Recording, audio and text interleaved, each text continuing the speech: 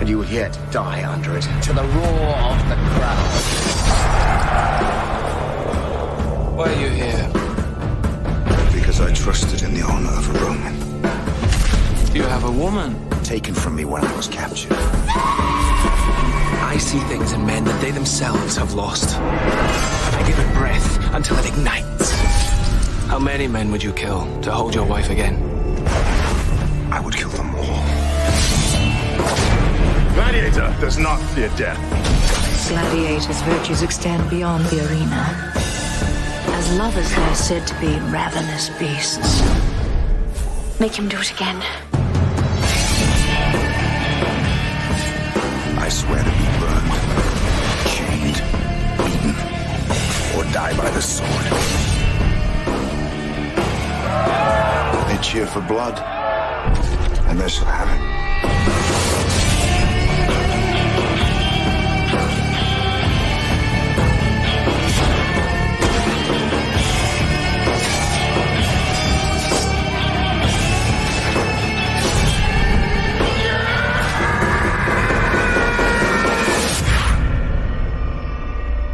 A man must accept his fate, or be destroyed by it. Indeed. Welcome to the Outcasts Creative. Band of Brothers is finished. Spartacus, Blood and Sand is about to begin. Sorry we started a bit late. We were so busy chatting backstage we forgot what the time was. Let me bring in my awesome panel. First up, all the way from the United States of A. He might be opening a bottle of something. It's Blue Collar Loser. Just Pepsi for now. Oh, okay. Just Pepsi. We also have the Inside Man. Good evening. And last but by no means least, fresh back from enjoying the opening of the Olympic Games, it's History Bro. We could do a whole stream about that that impressive display in France. But that's a conversation for another time. And Inside Man and History Bro are watching this show for the first time. Is that right? Oh no, I've already seen this. You've seen it before, Yes, but you're seen it rewatching it before, again. yeah. But History Bro is seeing it for the first time. So this is a live reaction. We may or may not ever see him again after today, but we'll soon find out. I'm going to do a very quick breakdown of the first two episodes. I'm not going to do the blow by blow scene account that we did with Band of Brothers.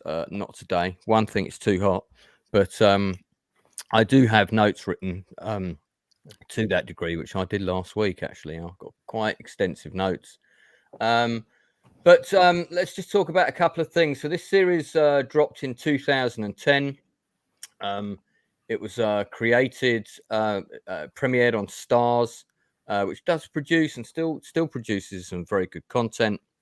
The executive producers and showrunners were Stephen Esther Knight and Robert Tapert, and it starred Andy Whitfield in what could be argued his breakout and sadly definitive role, British actor John Hannah, Manu Bennett, Erin Cummings, Lucy Lawless, Peter Mensah, Nikki Tarabay, who's now got his own spin-off show that is coming out before the end of the year, Vivia Bianca, and Katrina Law. There are 13 episodes in season 1, which is what we're going to be focusing on. There is a prequel season called Gods of the Arena, which I just binge watched for the third time again today. I have to say that prequel series is as good as season 1, and I'll mention it a little bit more later. The story centers around Spartacus, a Thracian warrior who is basically condemned to slavery as a gladiator. The first episode, which is called The Red Serpent, is really a setup episode. It's giving you everything you kind of need to know about the background of the person who will become Spartacus. He's simply called the Thracian initially. It's set in 73 BC, and the Thracian and his fellow fighters align themselves with Legate Gaius Claudius Glaber, or Glaber, depending on who says it and how they pronounce it. and Rome to protect their homeland, but they're soon disenchanted with the Romans when the allies, basically the strategies, leave their homeland unprotected from these Gati marauders, this warrior band from the north. The warriors lead a rebellion of auxiliary troops against the Roman officers, then desert to return to his village and wife.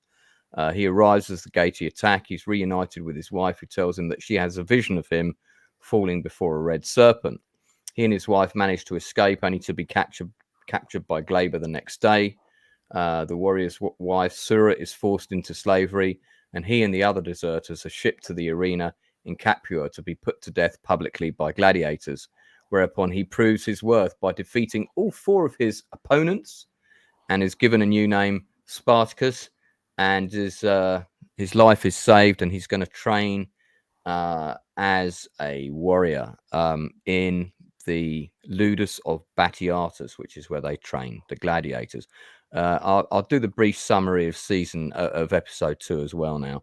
So the newly enslaved Thracian warrior, now known as Spartacus, enters the Ludus of Batiatus to receive his gladiator training.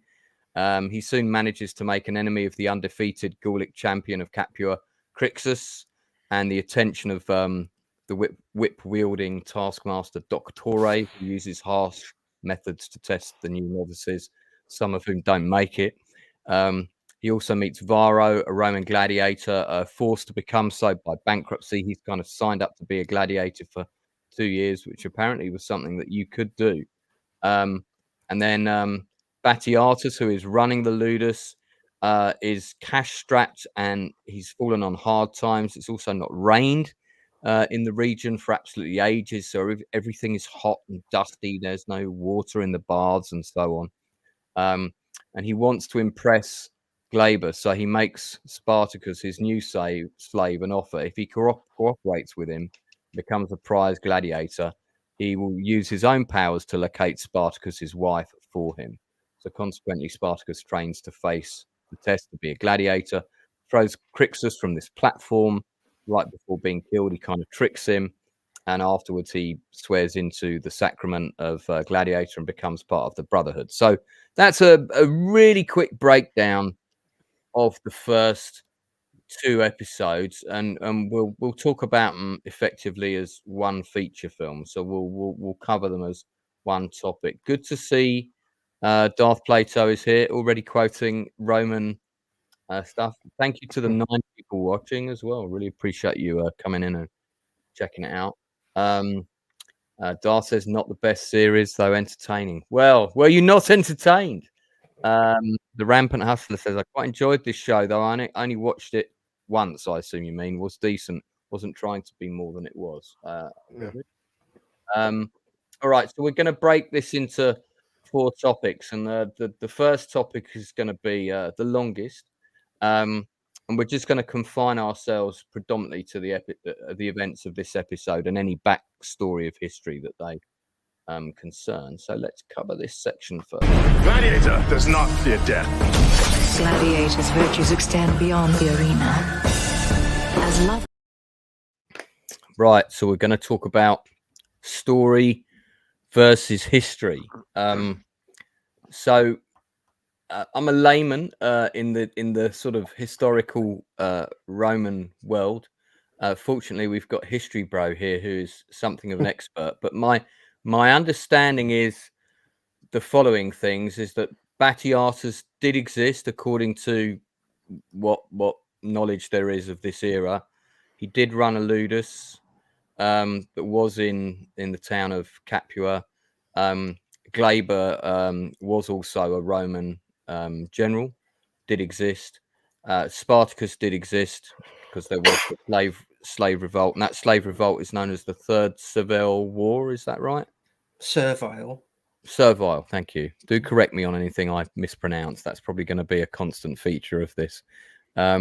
Yeah. So of course, Crixus also was a real. Crixus was real. Well. Yeah.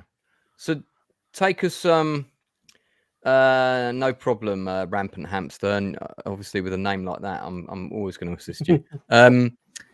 Yeah, take us through in terms of the history. Obviously, the show takes a few liberties, but was quite interesting listening to the. I watched the commentary from the producers today, and they talked about some of the things that they took liberties with, like how men are branded, for example, and stuff like that. But anyway, but I'll turn over to history, bro. Well, I've only watched the first 2 episodes. It's very light on history. Yeah. Very, very light on history. So, okay. So the Third Servile War and the life of the Spartacan revolt, you mainly get the details from Plutarch's Life of Crassus, is where you get most of the detail about it. Also in Appian, the Civil Wars by Appian, there's bits and pieces about it. And I think in Cassius Dio, mentioned here or there, almost as an aside. And that's about it. I think maybe again mentioned as an aside by Cicero or Pliny in their letters. So there's actually not a fantastic amount of detail about it. I mean, it's better than some, but we haven't got it in gigantic amount of details. As I say, in Plutarch's Life of Crassus is probably where you get the most. And yeah, it tells you sort of, you get what, I don't know, 1,000 words, maybe 2,000 words at most, which is to say not a great deal. I mean, as ancient histories go, it's better than some events. For example, if you go back and you read Herodotus or something, you might get one line about a whole king, and that's literally all you get. So to have a fair chunk in Plutarch isn't too bad, but still, it doesn't go into fantastic amounts of details. You know, exactly deep, like blow by blow, what happened and exactly when and how he won all his victories and things. You just don't get it. So you're just going to say something, Lance? I was just going to say this was one of the links I found online for a translation of the main document you were referring to. What is that? I can't really see. What is that? Plutarch? Yeah, Plutarch's Plutarch. Life of Crassus, is it? Yeah. So it's funny actually. The late Republic and the turn into the Empire, so the age of Augustus, is probably one of my 2 or 3 best topics. It's what I did a great deal at undergrad, and I've read around it ever since for the 25 years since. And for Epochs of the Lotus Eaters, I just happened to have finished about 3 weeks ago a mini series of 3 episodes about Crassus. So I happen to be completely up, or pretty much about as up on this as you could possibly be. So anyway, yeah, and in these first 2 episodes, you get very little. I mean, obviously he's described as a Thracian, so they've done that. They've given you that. There's literally one bit in it where I thought, oh, that's a nod of the cap to Plutarch. In episode 1, when he's talking to his missus, they mention about a snake, and that he doesn't like snakes. And there is a line in Plutarch which says that apparently one time his wife came in, and while he was asleep, there was a snake was coiled around his head. That's a fairly odd line in Plutarch. And his wife, who was also, or his mistress, who was also supposed to be a type of prophetess of some type, a soothsayer of some type, was supposed to have said that doesn't bode well. You're probably going to die a violent death at some point. You're destined for great things, but will die a violent death, something like that. So anyway, there's one typical cap to Plutarch there. Other than that, there's not a great deal with history in this, is there? I mean, they mention, actually, to be fair, they mention Mithridates. So, I mean, I could talk to you for quite literally hours about the state of Roman politics in the early 70s BC. I could talk to you all about Marius and Sulla and the reforms and the first, second, and third Mithridatic wars and all that sort of thing. But none of that's in these first episodes, at least.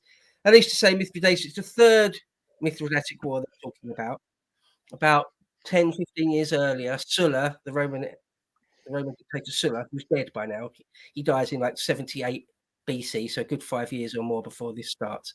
He went in the first war with Mithridates, but had to return to Rome without vanquishing him. The second Mithridatic war is not all that important. But the third Mithridatic war, which goes on for a long time, like 10 years or so, which Pompey and Lucullus finally beat Mithridates. Mithridates has to commit suicide by drinking poison. That's the real history of it. I don't know if you ever get that in later series of Spartacus, but so yeah, they mention Mithridates a few times But other than that, there's not a great deal there. So, one of the things I was keen to hear your thoughts on was I like the fact that they created their. Obviously, this is it's a Western cultured television show that's there to entertain people, and yeah, it's leaning into what history there is and embellishing everything else. But I like the fact that they gave it this language that felt very different from any other shows that have covered the Roman era, especially the older movies, Fall of the Roman Empire and stuff like that. Where they shortened the sentences, and I like the way that they had people swear. It just all felt very in character. It felt I don't, obviously I'm not trying to say it's historically accurate, because these people would be speaking in a language you wouldn't even understand. But it just felt like a device that worked for me. I don't know how you felt about it. You're not going to like this, Lance. I didn't like this show. Well, you're only 2 episodes in. Yeah. Episode 1 is quite weak, I think. Episode 2, once you get to meet John Hannah and his wife, played by Lucy Lawless, the show really revolves around them and their schemes. And I think give it up to episode 5, and if you still hate it, then we'll.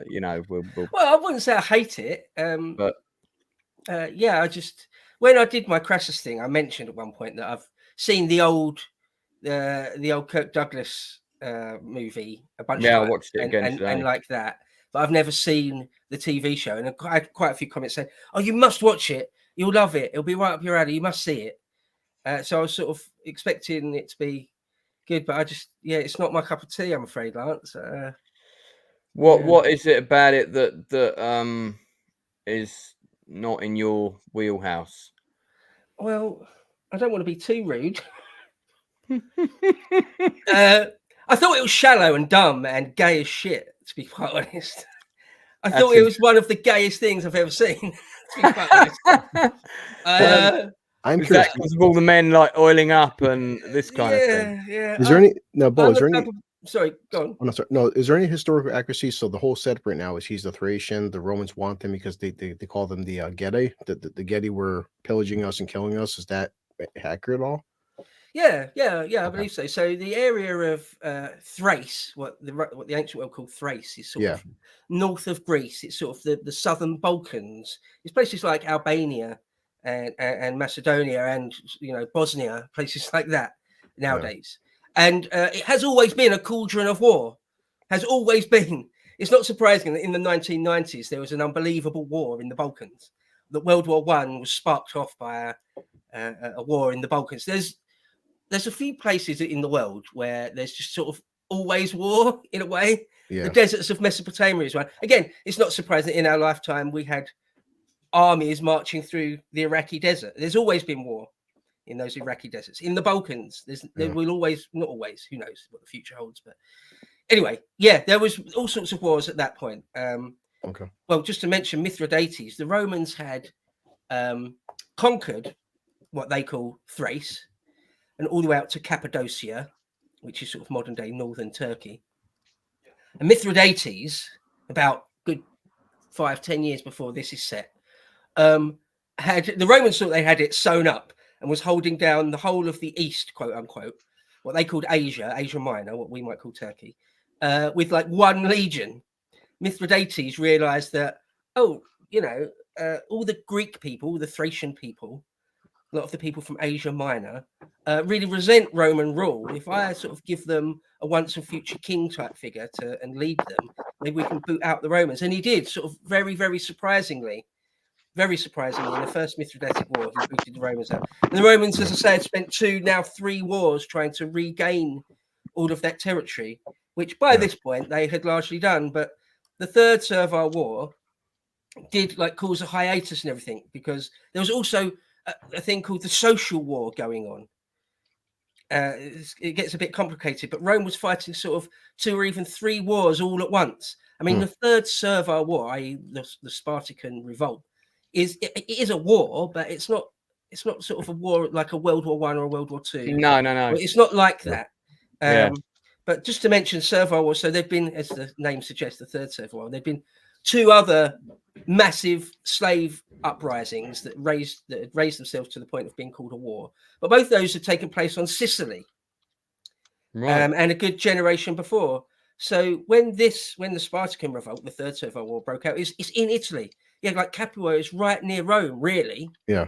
And Spartacus ends up going up and down the whole length and breadth of Italy. So from the point of view of the Roman state, this is like a small scale Hannibal. I don't know if you know about the campaigns and the story of Hannibal, but he ravaged Italy up and down the length and breadth of Italy. And so this is on a much smaller scale, the same thing. And you can only imagine somewhere between a massive, massive headache for the Roman state and an existential threat. It's somewhere between those two. Yeah.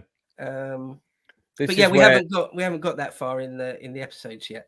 This is where Thrace is, or Thracia, as it's called on this map. This is quite a good.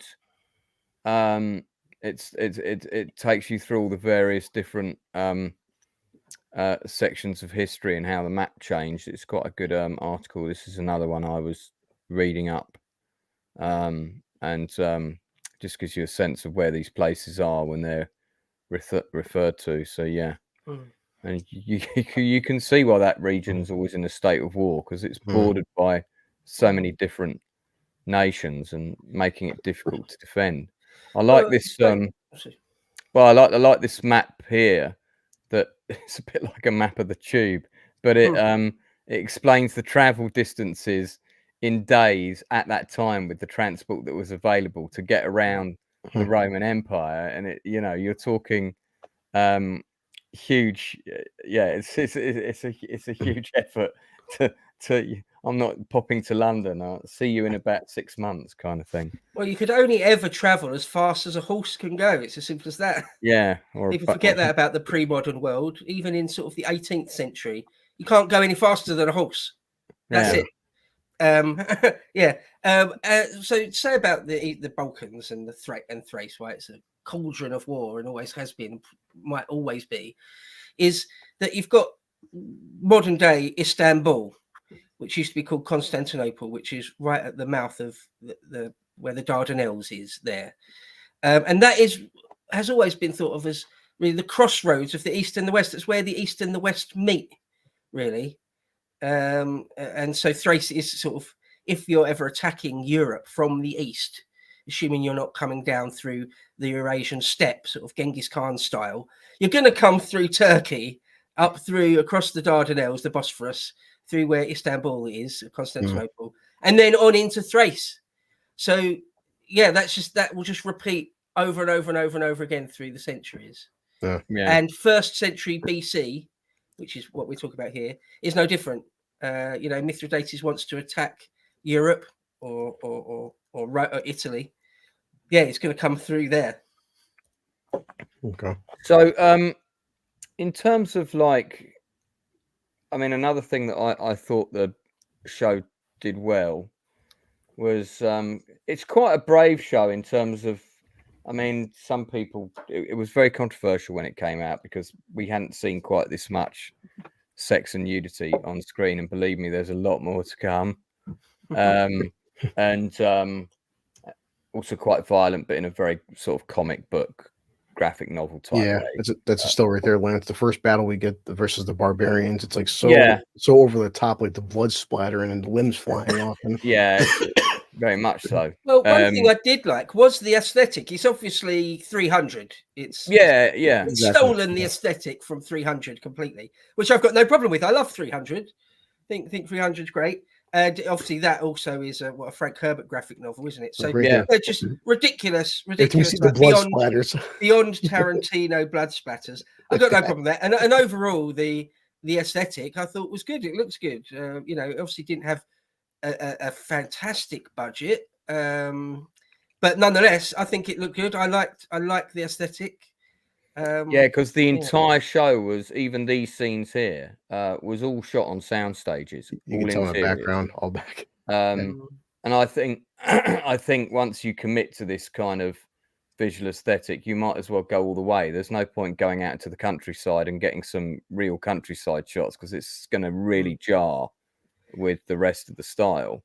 Plus, the thing that I like about the 300 aesthetic, and thus this, is that there's something about the ancient world that is well, it's for me anyway, and I think for a lot of historians and scholars, is that it's so remote from us that it is almost like a different reality. Almost, I remember being told at undergrad by one of the lecturers, being told, you might think you've got a good handle on the way they thought and the sort of lives they led. You don't. You can't. No one does. The best scholar in the world doesn't. They lived in an alien culture and society to us. You could never really understand it unless you grew up, unless you were born and grew up in it. Maybe he's exaggerating, but anyway, the idea that because you go back to even the 19th century, sometimes you're extremely surprised by the values people held and the way people looked at the world and the way they spoke and what they did. You go back to sort of the medieval world, let's say the 13th or 14th century, and already it's like an alien landscape. You go back to the 1st century BC, and they're still humans, they're still Homo sapiens, and in some ways are exactly like us, with things like guilt and the pursuit of power and love and things like that. But in most ways, the minutiae of their culture and the way they lived and the way they thought is completely different. So if you want to have an aesthetic where it's like some sort of almost daydream comic book type aesthetic, that works for me. It works for me. I like it. I would stick with it as long as it's not too painful, because I have a feeling that John Hannah and Lucy Lawless's characters, you're just getting to meet them in episode 2. Episode 1 is all set up. I think episode 1 is the weakest of the whole show, but it's kind of a necessity. I'll stay with it for a bit. Yeah. Well, there's only 13 episodes. We're not going to do all 4 seasons of it. We're only doing this one. To Lance Imbo, I'm curious. Sorry. Sorry. I'm curious on something. I noticed with the Thracian, eventually Spartacus, he's calling them the Getae or the Geti, and then the Romans call them barbarians. Is that now when Romans say the term barbarians, like that's not like a race of people? Like, is barbarian just like a broad term for anybody? Yeah. Okay. So, okay.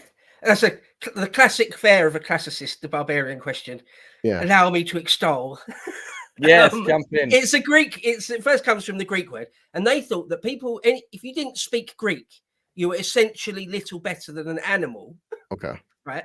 If you couldn't speak and write Greek, you were not civilized. You were sort of barely a man, really.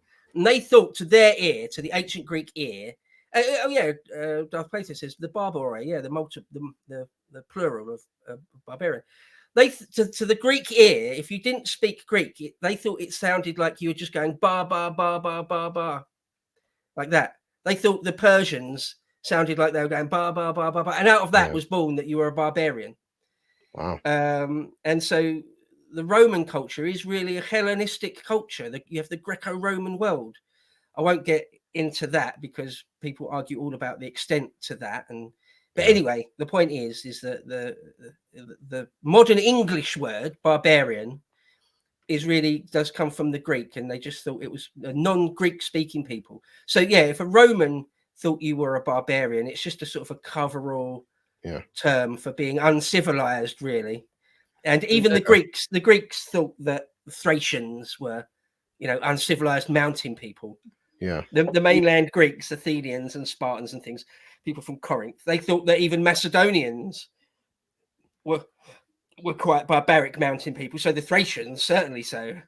Yeah, I mean, there's a strong theme of tribalism in this, which is, it's something we've seen throughout history. It still goes on in some nations and continents today, and I could go down a whole rabbit hole about that, but I won't. Lance, shots like that's just 2 actors looking at a green screen, I'm guessing, right? Yeah.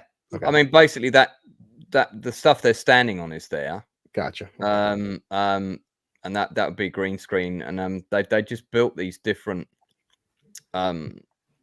ground-based Same sets. thing. Just basically the tent here, but everything in the background. That's all. Yeah, that's a right. massive green or blue screen. Uh-huh. There's a good example of. I actually just came across a. Funny enough, this is from a later season, but it illustrates the point pretty well. That pretty much, they're working on sets like this with your physical constructions kind of immediately around you, and then it's all green screen behind, and but still pretty big sets. I mean, they took over a whole series of studios, which, by the way, the one for the Ludus had a tin roof, so whenever it started pissing down with rain, it just sounded like hail throughout the whole recording of one episode, and they had so much problem with that. I think it was on episode 2 that they had to ADR almost the entire episode because it was constantly raining all the way through when they were shooting. But one of the other things I was leading up to saying was like that. I mean, again, it's all guesswork in terms of how accurate or even vaguely accurate are things, but just using my imagination, the way that slaves are depicted, I mean, they're obviously far better looking than they probably would have been. Oh, yeah. But putting that aside, the way that they're treated and used as tools, that felt very accurate to me. Particularly the scene, we'll call it the fluffing scene, where Batiatus and his missus are getting down to it, and that again, it was interesting reading over the commentary for that.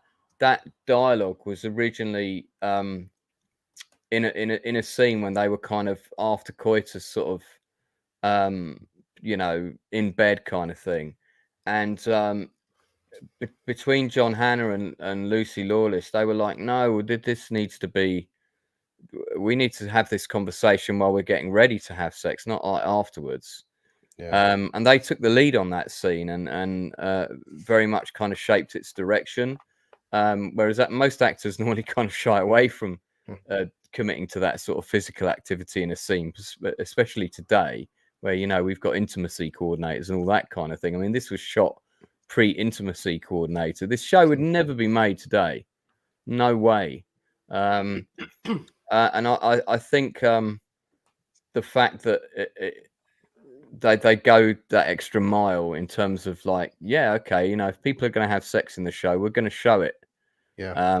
And there's all sorts of stuff coming along later. Manu Bennett, who did the full frontal scene in episode 2, he actually said right before they it was the actor's idea. He said right before they went for the scene, he just turned to the director and said, the first time I stand before Spartacus, I want to be naked. I want to like really intimidate him. And he said, well, you don't have to do it. No, I want to do it. And that was his decision. That wasn't even in the script. And I was really shocked when I saw that. I was like, wow, okay, wasn't expecting full frontal. But the funny thing about that scene as well is, because there's a few people naked in that scene, is when they were filming that scene, it was really cold, right? Really? It was cold throughout most of the shoot of season 1 because of they filmed it in New Zealand. Weather changes over there. It's not hot all the time, and so all the actors were sitting with hot water bottles on their crotches, in between takes, because no one wanted to shrink with the cold weather. Wow. So you said there's this like really strange walking on set, having all these actors sitting around with hot water bottles on their laps. Just when you hear those kind of behind the scenes stories, it's kind of nuts. But the Ludus set was actually really huge, and it had a ceiling, and it was built on 2 levels.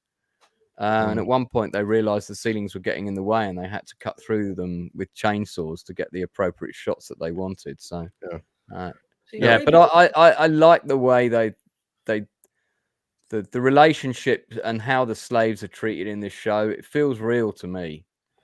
Yeah, so talk a little bit. If I could talk a little bit about slavery then in Yeah, the please. Roman world in the first century BC, but just say, I mean, that was one of the things I didn't really like about the show. Not that I'm not. I don't think I'm a prude, but just like the full frontal nudity stuff seemed completely unnecessary.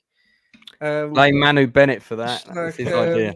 it just seemed like you see like a big roid head getting his roided out stomach yeah. scraped down. So gay. That's hyper gay. The only person that would want to see that is a straight woman or a gay man. I don't want to see that shit. That please the audience. To be perfectly honest, just not. It's just weird. It's just weird. Anyway, Wasn't I might be wrong about this, but I remember going to some talk or something like this. Is going back 15 years, and there was something about like if you're a new centurion in the Roman army, wasn't it some sort of rite of passage to get buggered or something? Was that true? No, I don't know. No, that'll be a revisionist historian, 1960s gay historian making that up. Right, nonsense.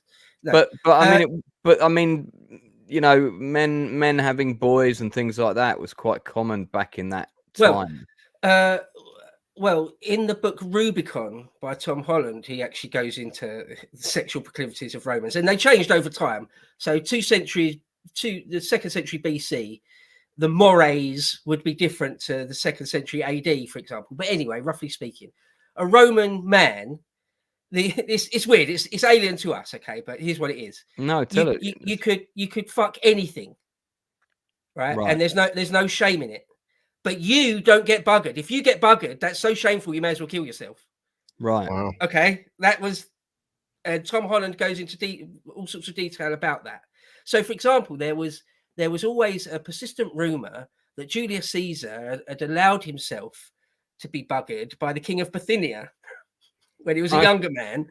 And so a lot of his enemies would always talk about that Caesar is really the queen of Bithynia. Right. And that was like a funny slur against him. So that was the thing. Yeah, a good Roman man, he'll dominate sexually anything he wants to. That's his prerogative, you know. Right. But you don't. But you don't allow anyone to dominate you. You see. That comes into play in the show later. Actually. No, of course, no way. No. That comes into play in the show later more than once. Okay. So you've got all that to look forward to. You've got all that to look forward to, History Bro. So I was going to say about slaves, though. So the Roman world was completely reliant upon slavery. Completely reliant. Now, when Rome became sort of the undisputed hyperpower of the Mediterranean world, which was when they finally annihilated Carthage off the map. After the third Punic War, there's this year 146 BC, which is about 70 years before this. In the year 146, they annihilated Carthage for the third and final time, and they defeated Macedonia in a war, and so they sort of dominated both the East and the West Mediterranean at the same time. Polybius, if you want to know all about this period, Polybius is your man. And you can get Polybius just on audiobook, I would have thought, maybe even entirely free on YouTube. Anyway, that's about 70 years before this, right? Right. So by this period, Rome is already for 2 generations or more been the absolute hyperpower of the world, of the known world in the West, anyway. And it was all based on slavery. So in Italy, for example, there was many, many more slaves than there were free people. Now, that's a dodgy thing. It's like in a prison, you know, there's always hundreds more prisoners, or thousands sometimes, depending on the prison, than there are guards. Yeah. Right? So if and when the prisoners realize the strength of their power, if they had the will to rise up and revolt, they can totally do it. They've got the strength and the numbers to do it. So it's the same in any society where there's a huge number of slaves. So if you take the USA, the South, before the Civil War, the ratio wasn't that bad. You only ever had very, very small slave revolts in the American South. You know, like I think one of the biggest ones was like 70 slaves escaped at one time and went rampaging very, very briefly before they were all captured again. Now, Spartacus's revolt is, in the end, is tens of thousands of guys. and a lot of them are extremely well trained and things, and they're working together. So it's very important to realize what kind of society Rome was in the 1st century BC, and the way it revolves around slavery is a completely integral part of their entire world, which to us moderns has been lost. But I think that, I suppose one of the other important things to say is that it's still the Republic, though it's not the Empire. I think people that aren't familiar with Roman history might not. There's a very big difference between the Roman Republic, which is what we're in here, the last sort of, well, people always argue exactly when the Roman Republic died, but we're in the last few decades of the Roman Republic. Now, it's very different to when you had Roman emperors, like from Augustus onwards, or certainly from Tiberius onwards. It's a completely different polity, really. The government is completely different. The way society is organized is not completely, but very different. But there's still slaves there, of course.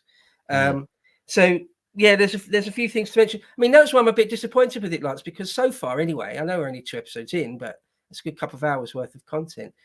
They haven't really...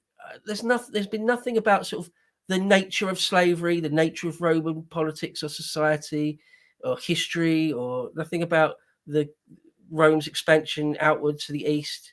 There's a number of things that I would have liked to have seen them at least address, at least hint at, and all I've got so far is meatheads belly laughing at stuff. And guys going raw a lot. I mean, list a couple of the things without going into too much detail, but just list. Sorry, what? I'm just some of the. You said there's some things you would have liked them to have. I mean, like, so for example, in the film Gladiator, for example, you get it's touched upon what is the nature of being an indentured slave or a slave. What is the nature of being between a free man and a non-free man? I would have liked to see in this Spartacus some sort of context talking about, who's in control in Rome, or where Thrace is, and what the relationship of Thrace, who Mithridates is really. They mention his name 2 or 3 times, but they don't tell you anything about him, just that there is a war in the east against Mithridates. There's loads of things they could have touched on. I mean, actually, that's what when I was watching this, I sort of wasn't really liking it. And I was thinking to myself, why don't I like it? What am I not liking about this? And I realized what it was towards the end of the 2nd episode. Right. There's a scene. Yeah, where... that's episode 2 is up right now. Sorry. Sorry? No, the stills up now. Episode 2 stills. That was episode 1. There's a scene towards the end of episode 2 where Spartacus is talking to John Hannah, and John Hannah's talking about his wife and that little garter, bit of fabric garter thing. Another one you mean. And Spartacus wells up, or he gets glassy-eyed, doesn't he? And that was like, okay, that's a human emotion. It's for the first time in nearly 2 hours worth of TV, I'm actually getting a human emotion rather than just, I am a warrior, I'm going to go to fight. And it was like... You'll get quite a bit more of that as time goes on. Okay. Well, that's why 300 is quite good, I think, is because in 300, although there's lots of that, you also get there's that character Theaetes, the one that's got the hunched back, that is basically he's a great character. Right, so there's loads of the human condition is explored there. What is the nature of betraying people, the nature of honor and betrayal and guilt and all those sorts of things, the nature of heroism, the nature of sacrifice, knowing that you're going to your death and that you do it anyway as a hero. I really think you need to stick. You need to stick with the show. You're going to get a lot of that. Because so far I've got nothing. It's a lot of setup. It's a lot of setup at the moment. Like this dude. Yeah. Like it's a 2-dimensional character. Funnily enough, the prequel series that they made while Andy Whitfield was struggling with his cancer, and we'll talk about that a little bit later. That covers how he came to be where he is. Yeah. And his character's completely different at the beginning. So that was actually, that's why I really liked it. It fleshed out everything that happened before here, and it worked so well. How this guy became Doctore, for example, because he was still a gladiator at that point. And you got to see how the guy Asher got his leg busted, so he could no longer fight in the arena. Yeah. And just look at this screenshot you've got up now. Yeah. yeah. Is that not hyper gay?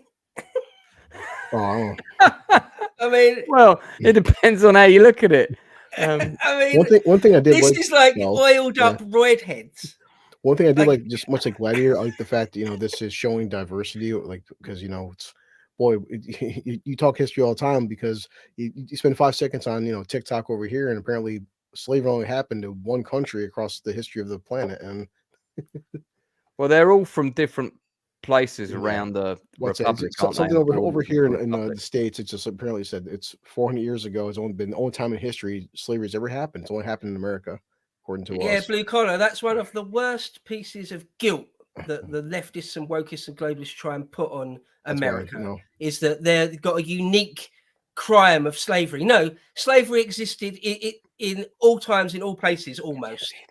It's exactly the opposite. It's throughout nearly all of human history, slavery has been kind of ubiquitous. Not exactly. I'm exaggerating a bit there, but we'll put it. This is definitely true to say that it's you've had societies more where there's been slavery than when there hasn't. Yeah. No, that's what I'm saying. Like we look at the different, but the slaves here, the gladiators, it's not just it's one group of people. There are actually multicultural people that are slaves. The term slave were just these gladiators were everybody. It wasn't just Yeah, they did get the actors from quite a few different places. The guy who's second from the right, he's actually from he's a stunt coordinator from Bulgaria, and one of the producers had worked with him on something else. And people from different parts of the world have different types of facial structures, and he wanted people from that part of the world to be fighting or training with the rest of them. But yeah, I mean, like everybody does have a ripped six pack. I mean, everybody trained. They went into like some massive training camp. We all had protein diets back then. Well, indeed. But yeah, I mean, yeah, I guess there is a fair bit of gay subtext. It's we can imagine the director oil them up more. Their pecs I mean, oiled enough. I take it as guilt. We can get into that, but I take it as guilt. Like, I'm not taking my shirt off in front of you guys after this. Watching this, it's a society where quite a lot of that went on at the time. Certainly, as you said, the people in power could do whatever they wanted. So another thing I was going to say actually about slavery, I got sidetracked talking about something else. Was that legally they're absolutely your property to do with exactly as you wish. They had this this concept of the pater familias, the father of the household. Now that's a very interesting thing. So whoever the father of the household is has got the power of life and death over everyone in his household. So you could actually have a really old man, a doddery old 80-year-old, who's the pater familias, and his son, his 50-year-old son, is a consul of Rome or an imperator, a general in the army. And yet he has to take orders from the little old man because he's the pater familias. Anyway, that just goes for your own family. A father could legally kill his own children and couldn't be prosecuted for it. It's his prerogative. So when it came to slaves... you treat them lower than you don't have to. Often people are extremely kind to slaves, and you could emancipate them. You could free your slaves. There's a whole class of people called freedmen.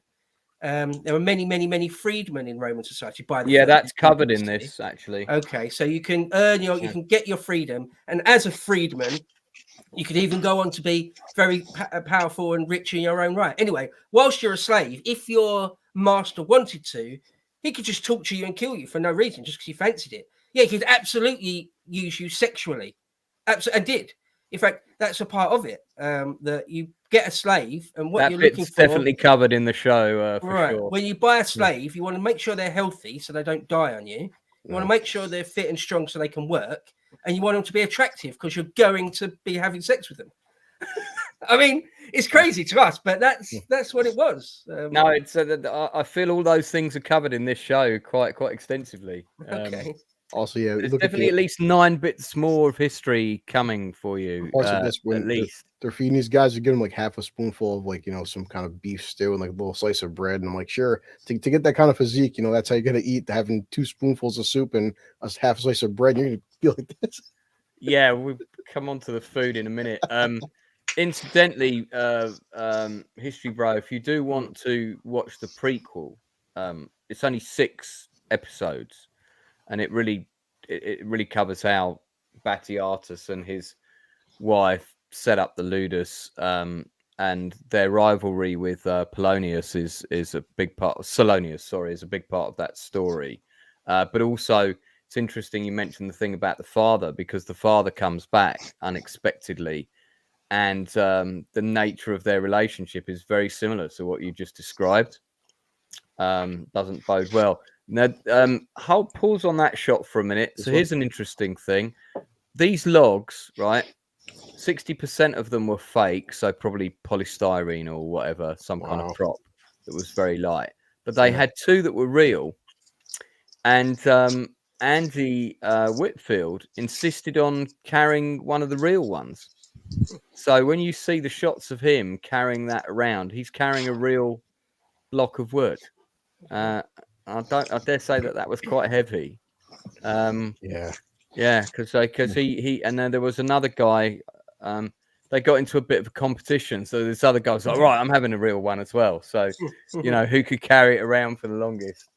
I just look at it as like, I thought I had a long day at work. These guys, he made them carrying logs for like all night, then all day long for like what, 15 hours straight. Like, my God.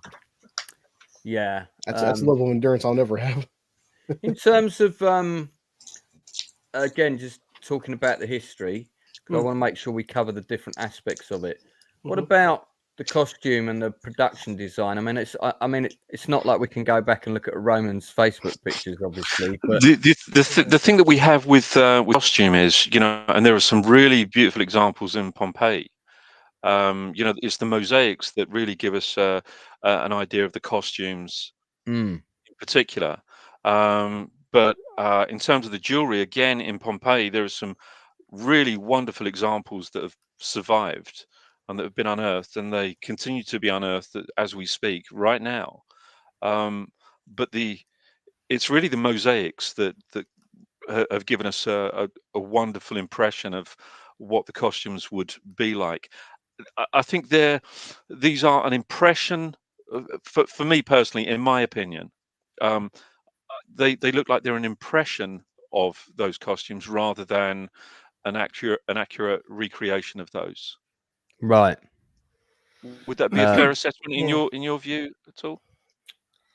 Yeah, so the thing is, clothes are perishable and don't survive. So yeah, the only thing we've got to go by is a few scraps of literary accounts. You know, once or twice, maybe Pliny or Appian or someone will mention what someone's wearing, but even then, usually not in any real detail. So Inside Man is exactly right to say that it's from things like mosaics.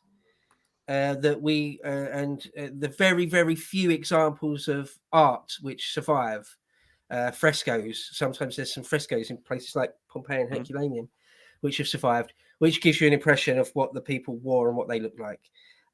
One of the ways we know much more what military people look like is because they will be depicted in things like Trajan's column, or will be carved into stone in all sorts of ways. So we know what a Roman legionary or centurion or something looks like a lot more than your average person.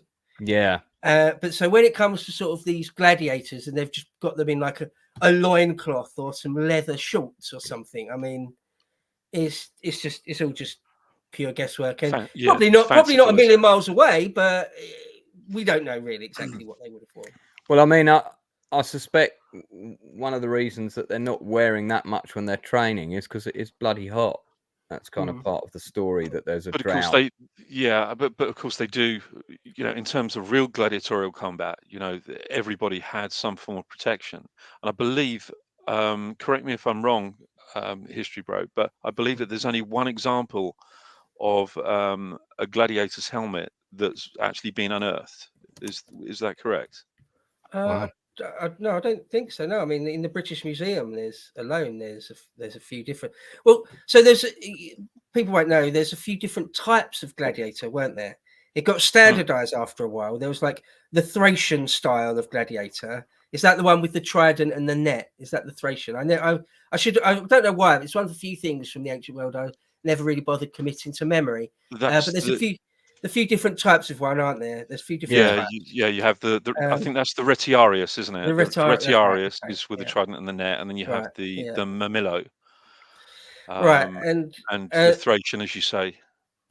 And so we know what they would have looked like because they were very specific. They were specific. You know, you were given absolutely a specific thing to wear. But one thing to note on that is that was only really standardized around this time. So quick history on very, very quickly to say about gladiatorial games is that it first started. I mean, this is before the Colosseum or the Flavian Amphitheatre. This is or before that was built. It began that at funerals, you'd have a funeral for someone important, and you'd have two guys have a sword fight, not to the death, just in honor of the dead person at their funeral. You know, it's a bit weird to us, but imagine, you know, you're actually lowering a granddad into the ground, and you have two guys fight each other. In essence, memorial games, aren't they? Yeah, as a memorial. They just see it as a sign of respect for the dead person, and it was absolutely not to the death in any way. And then, as the decades and centuries tick on, the richer you are, the more you want to show off. You'll have 2 sets of guys fight, or then 10 sets of guys fight, or then 5v5 fight, and then we'll just take it away from being to do with a funeral procession. Because people loved it so much, because people started turning out. Oh, this really rich guy has died. We know that at his funeral, there's going to be this great spectacle. There's going to be all these guys fighting. So everyone will turn out to see it.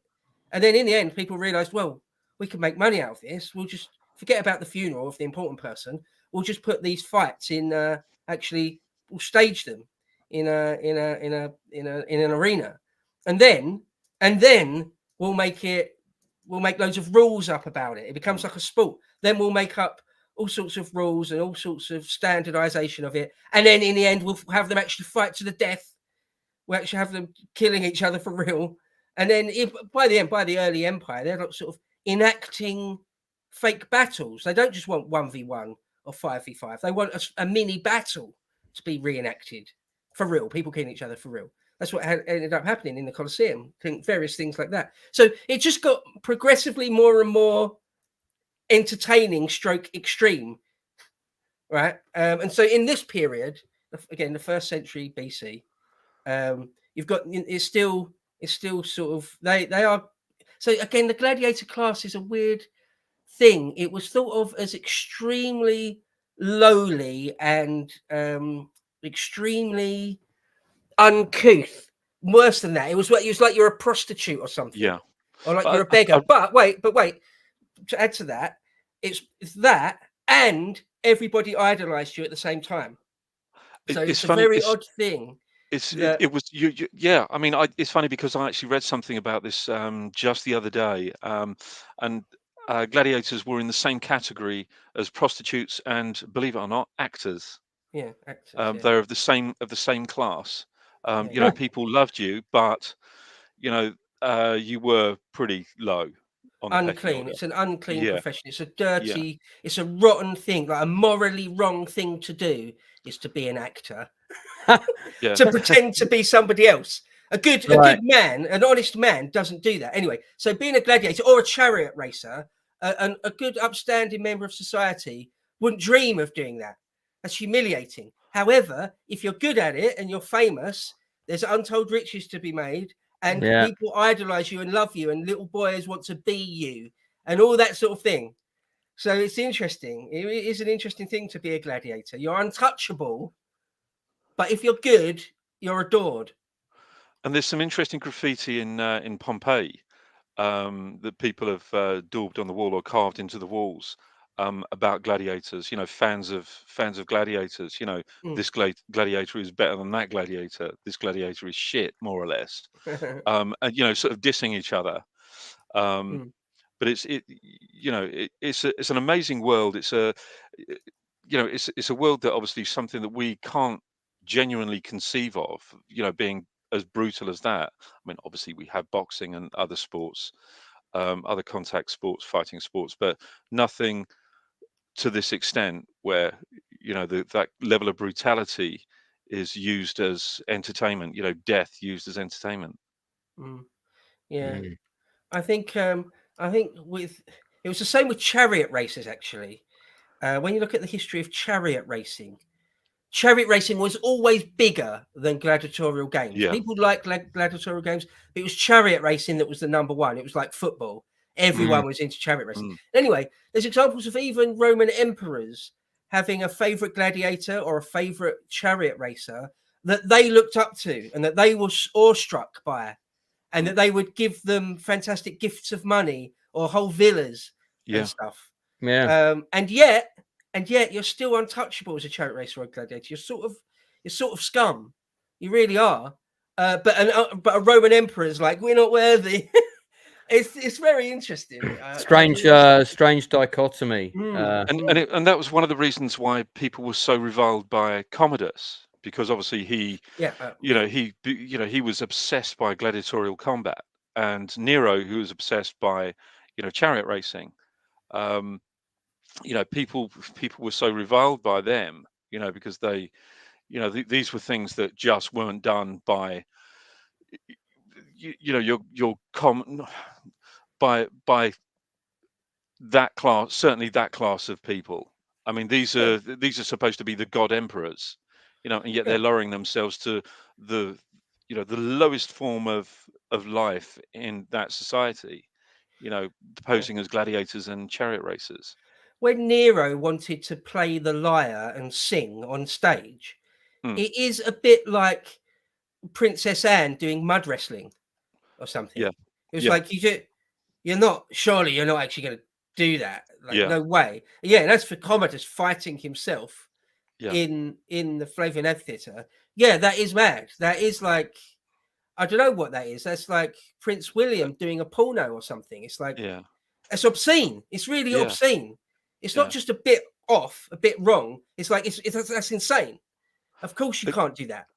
But we're still dressed as Hercules with a lion draped over him, and and a giant wooden club. A bizarre man. He did it loads as well. We told you he fought hundreds and hundreds of times, Commodus. Remarkable. Well, let's move on, because I want to make sure we wrap not too much later than 10, especially as History Bros had a long week, all those barbecues to attend.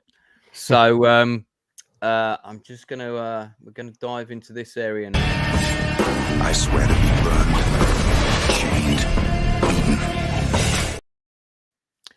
So I'm going to talk about the characters and the casting on this show. I think the casting is one of the things that makes the show really great. Everybody's very committed. Clearly everyone went to a training camp. There was apparently a very competitive nature between all the people playing the gladiators, who could get the most ripped. That was exactly the same thing that happened on the set of on the set of 300. There was this big rivalry between all the actors and who can look the most ripped. One of my favorite characters in the show, and I've got several actually, is this guy, Salonius. And if you watch the prequel series, him and Batiatus are like the best of friends at the beginning of the prequel series, and that 6 episodes, really one of the main narratives of it explores how and why they fall out and become rivals.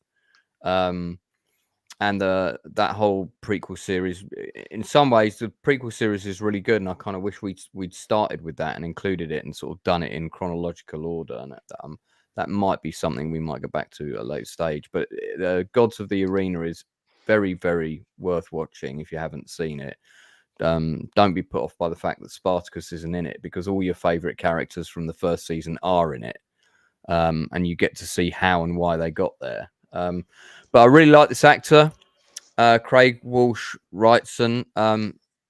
You know, he's really, really good at selling his scenes. We don't see much of him yet, but he's just someone I wanted to give a shout out to. The other members of the cast, and the cast is large. It's a lot of characters.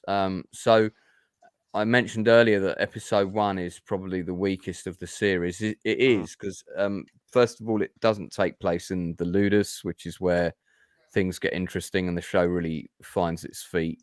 Can I just ask you, just before you go any further, Yeah, did you feel that that felt more like a pilot rather than a first episode? yeah, it felt like a prologue, really.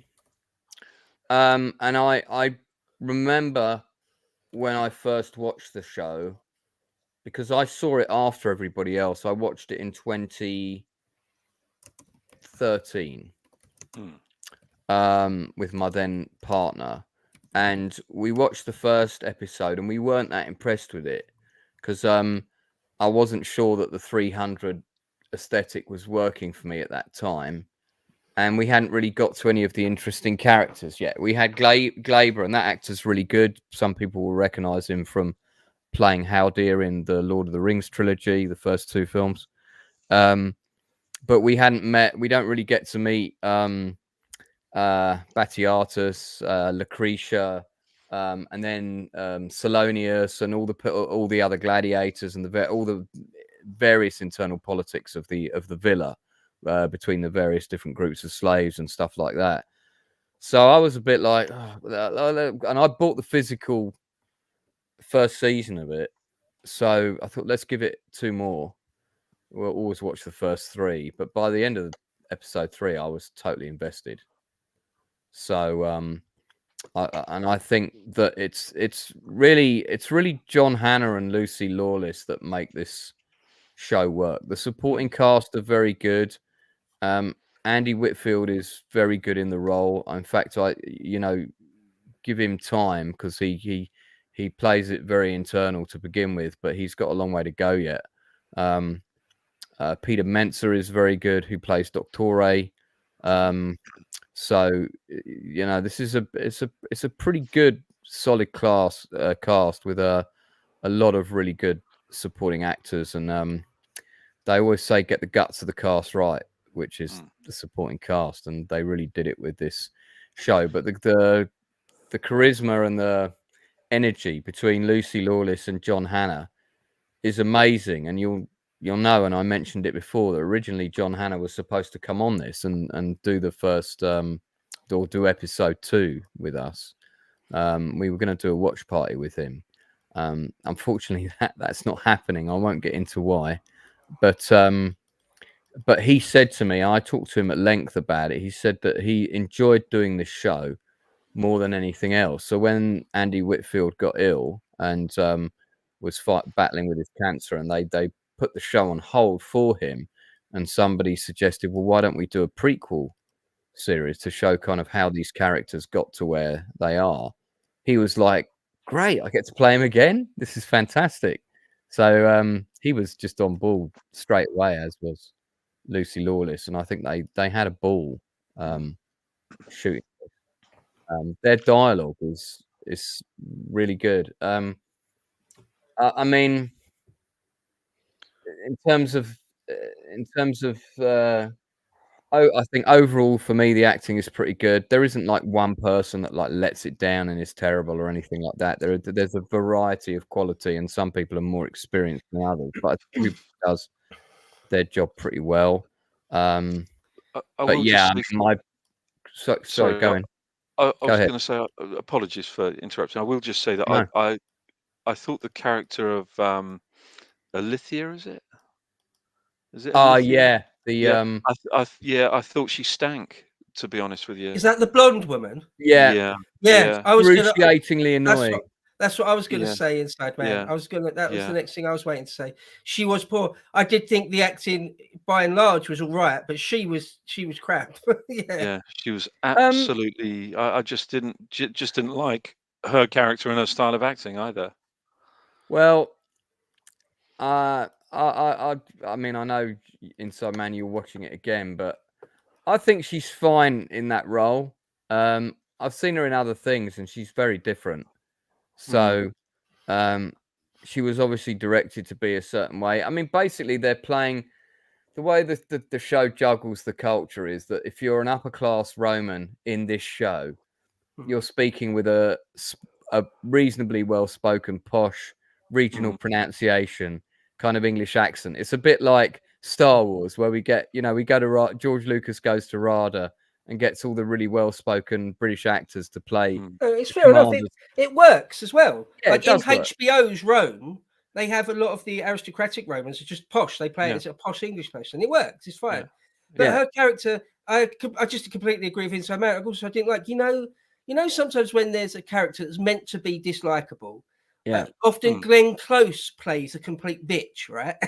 Yeah. Right. But they play it in such a way that you like to dislike them. You actually want to see them get a comeuppance. Again, Glenn Close does that very, very well. This character is obviously supposed to be a dislikable bitch, but it's not done in that way where I'm on board with it. I'm just repelled by her. I'm not like, oh great, I can't wait till she gets a comeuppance or anything. It's just like, just get off the screen. Yeah. She's definitely going to do a few things more in the show that's going to make you want her to die horribly. Okay. I can promise you that.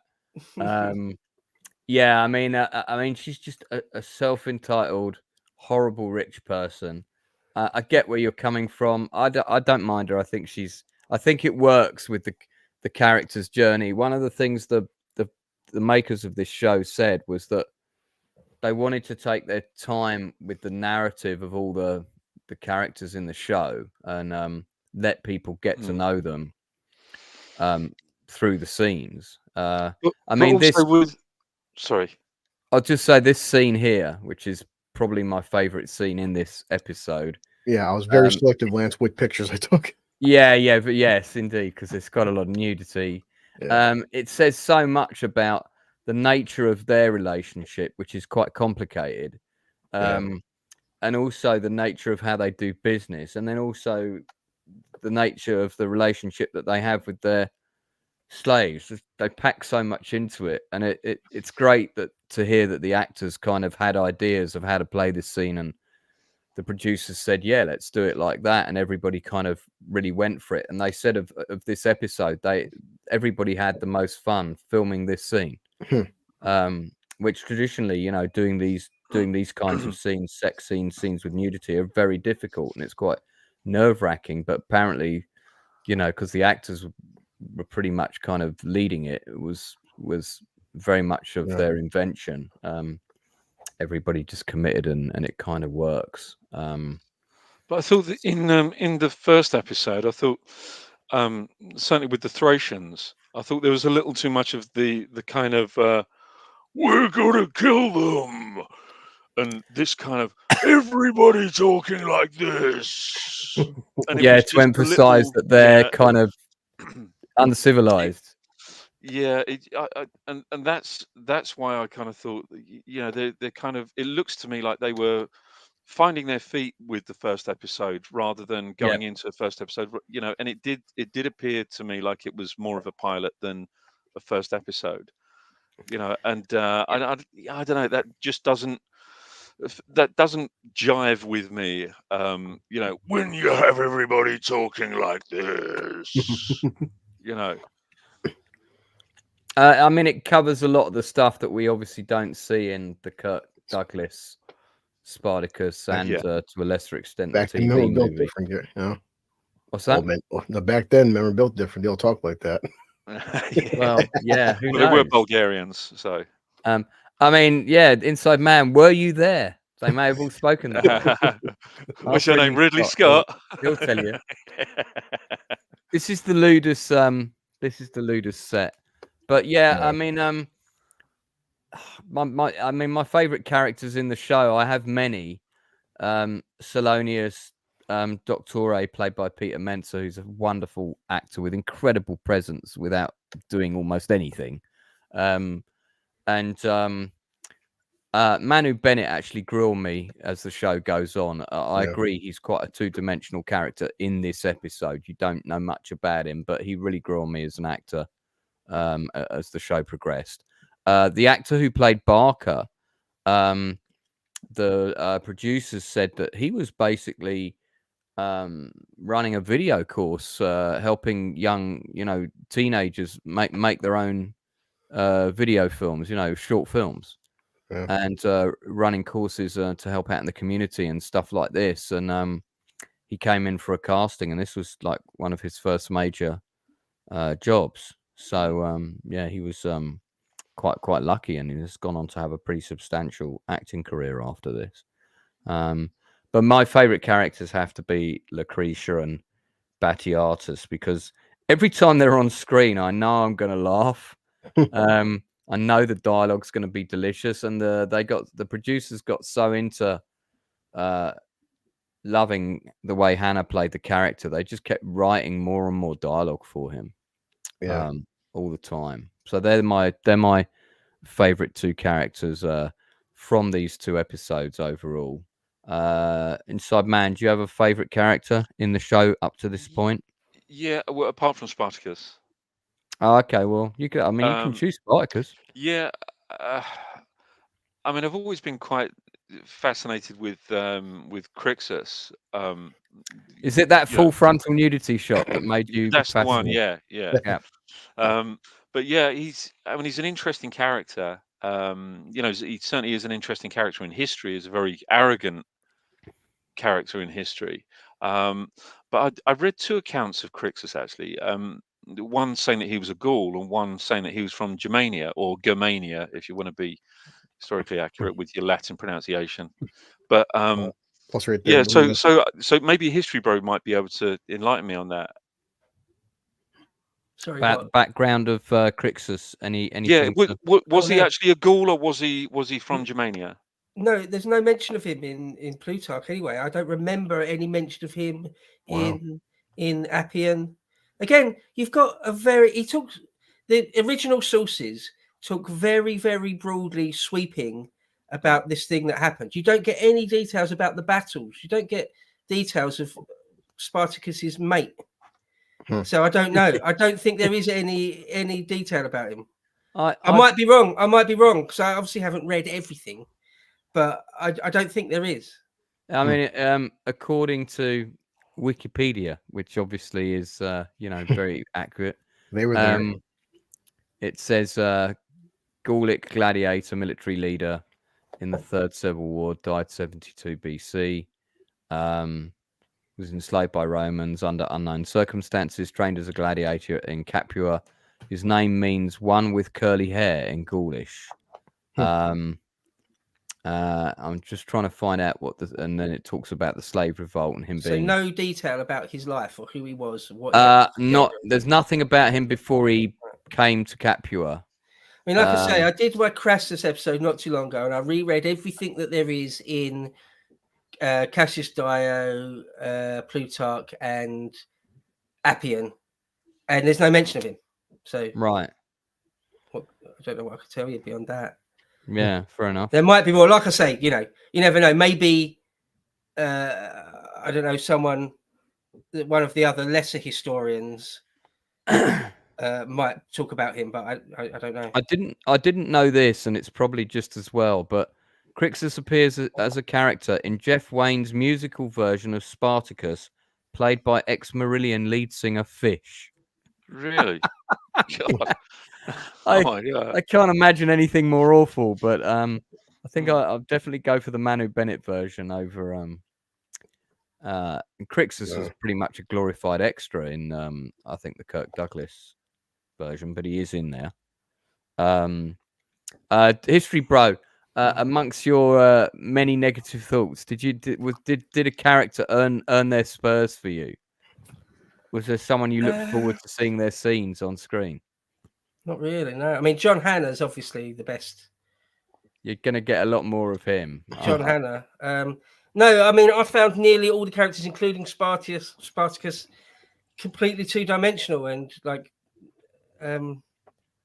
yeah, like Glaber or whatever. It's just like I don't Well, know. let's see what you say at the end of next week. It might have, you never know. Lithia might have grown on you by then. She might be your favorite by then. Blue, what about you? I think I keep forgetting this guy's name. Sorry, but him right there, the villain. Glaber, yeah. Yeah, because that scene right there, because now at this point he's a slave and he should have died, but because he pulled the that cloth from his wife's thigh, and he's just like the way he's looking at her. I took it from her thigh, and he's like, yeah, she was a savage amusement, and like as the fight from her, like her eyes died out. I sold her for half a coin, and just rubbing in his face, and I'm watching it, and he's all chained up, and it's like, dude, because he's basically bragging that him and all of his soldiers took turns doing things to her, and then once we were done with her, we just sold her away, and it just rubbing it in his face that there's nothing you can do about it. And man, I would have it's like it may be a simple character arc, but like just imagine some guy telling into your face bragging that he just did that to your wife. Craig Parker, who played him, was shooting another show at the same time as this, and he would come straight from the set of one show where he was playing a completely different, not even remotely similar character, and then come and play this bastard. But credit to the actor. I like his character. I rate him as an actor. I think he's good. So we find out a lot more about Glaber later. So there's a lot more stuff. Even episode 1, he wants him dead, but then of course the other guy buys him, and he goes, "No, we're going to keep him." But he's like, "Well, he betrayed me, and he what is it, like not besmirched me, but disrespected him essentially." Yeah. And like I want that's why the first guy was like, it seems kind of unfair, right? It's 4-on-1. I don't care if it's 4-on-1. He owes me a debt. It's like I want him dead, but no, you can't. But he's so pissed off and angry at Spartacus. Well, we can't close this section about the cast without talking about Andy Whitfield. That would be most disrespectful. For anyone who doesn't know the story, sadly, he started experiencing pain actually during the shoot of this show, because a very, very physically demanding show, and he was diagnosed with a particular type of lymphoma cancer. I forget the exact type. Sorry, Blue, put that back up again, mate. That still that you had there. He went into did quite an aggressive therapy regime, and he was able to defeat it initially, but unfortunately, and that while that was happening, they shot Gods of the Arena, the mini prequel series to this. And then sadly it came back, so obviously he wasn't able to return, and I think ultimately passed away about 18 months later. So the weird thing about this was when I watched the show, I had no idea that had happened, and I'd never seen him before. And obviously, working in the industry, I'm always looking out for the sort of, oh yeah, Sharon, we should be looking at this guy or this woman to cast for this part, or just telling my casting director to look out for people for other stuff she's casting. So straight away I was like, oh yeah, this guy Andy Whitfield's, he's pretty good actually. He's pretty good. I wasn't sure about him for the first couple of eps, but once I'd watched the whole show, and then my then partner was like, I think he was battling cancer. So of course we're like straight onto Google, and I think he'd actually passed away not that long before. I think we watched the show I think it was actually, we watched season 1 in 2012, I think, and right near the beginning of 2012, and he'd passed away a few months earlier. And that was really like, it was quite that was really, I've not had that as a viewing experience before. I hope I'm not I'm gonna try and articulate this appropriately. As a viewer, watching a new show with quite a relatively young, very energetic, very fit cast, getting very engaged in the lead actor, knowing that there's a second season of the show almost certainly on the way because it was so good, and then sort of hearing, oh, he got sick, and you're very emotionally invested in this person because they're the lead, they're the hero of the show, and then looking up online, and I mean, obviously, when famous people die, you don't know them, you didn't hang out with them, but you become attached to them a little bit. Yeah, that really hit me. I was really quite like, oh, I don't know quite how to articulate it really, but do you guys get where I'm coming from? It was quite Yeah. strange to, because I was completely out of the loop of what was going on with him at the time because I wasn't watching the show because everyone was telling me to watch it, and I thought, it looks like a poor man's 300, which may well be History Bro's conclusion when we get to the end. But I was a bit put off by that, but actually I'm a big fan of it. So yeah, but this show is very much his legacy, and I mean, I think most what needs to be said regarding Andy Whitfield is most actors dream of getting a show like this where they're playing the lead, they have a big narrative, they might be the hero or they might be the main villain, but that everybody dreams, you know, of getting a show like this, like a part in Band of Brothers, you know, where you're going to have a big fan base. It's going to be something you're going to look back on and be proud of, and you could tell the cast were very, very invested in this show. Everybody wanted to make it work and do their best, and I think that's very evident just by the number of abs on display alone.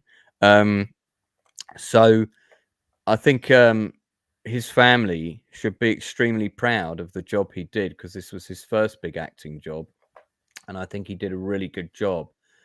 And I think it's a good legacy to have, you know. So yeah. Inside Man, have you got a dash off? You said you got Yes, I something have, I'm up. afraid. Yeah. I'm so sorry, but I That's have all right. enjoyed it. I really have enjoyed it, but unfortunately, life kind of takes over sometimes. But No, I thank you yeah, so much for having me on. I'm aware of the I really circumstances, do so appreciate it. Yeah. yeah, no problem, But mate. thank you so much for having me on, and always a pleasure to be joined by these fine gentlemen as well. So, but I look forward to next week's one. I really do. So, Good, and good, I will good. have a lot more time. So, Make but sure thanks you again. private message History Bro and convince him to come back. All right, Yeah, I will do. Okay all then. right, mate. Yeah, take care, guys. Thank See you. you next See week. ya. Yeah, so yeah, I mean, he was extremely well liked by everybody on set, and there's a number of very kind of personal YouTube messages that the cast made at the time, all of which, again, I all saw the same day I found out he'd passed away. It was so unusual to suddenly have that information and see all these epitaphs, but they were incredibly moving. So when I rewatched the show, which I did immediately, it just took on a whole different meaning with that as a kind of subconscious subtext almost. You know, it was yeah, and that kind of also is something about this show that's very unique. I don't think that's ever really happened with a show before. So yeah, we'll talk more about Andy as the show goes on. Well, this is a topic we'll cover pretty quickly because we've talked about it already, but let's just get into it a little bit. Others are said to be ravenous beasts. Make him do it again. Yes, that scene where she says, make him do it again, that's coming up for you, History Bro. That's an interesting thing. That was the thing that was really controversial about this show. I don't think people were the violence, you know, we've seen this kind of 300 stuff before, but I don't think there'd been a TV show with quite this much sex and you know, full nudity. I can't recall another one. Can you? Anyone? Maybe not with that much, but there's I mean, in HBO Rome, there's a few raunchy scenes, but it's not every single episode. No, yeah. I mean, even like Sex in the City had a couple of scenes, but nothing like this. Even and the show was called Sex in the City, and even that didn't. Yeah, and that was always in a very kind of. There was always an element of comedy with that, wasn't there? I mean, there is sometimes with this, but mainly it's quite sort of. I mean, I just thought my feeling about it was that, yeah, it was sort of unnecessary. I don't want to come across as prudish, like, but for example, this is what I thought about it.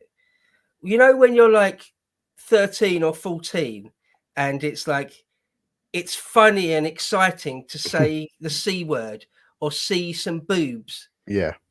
I felt like that was the tone of it. It was like, oh, look, we're going to do full frontal nudity and say cunt.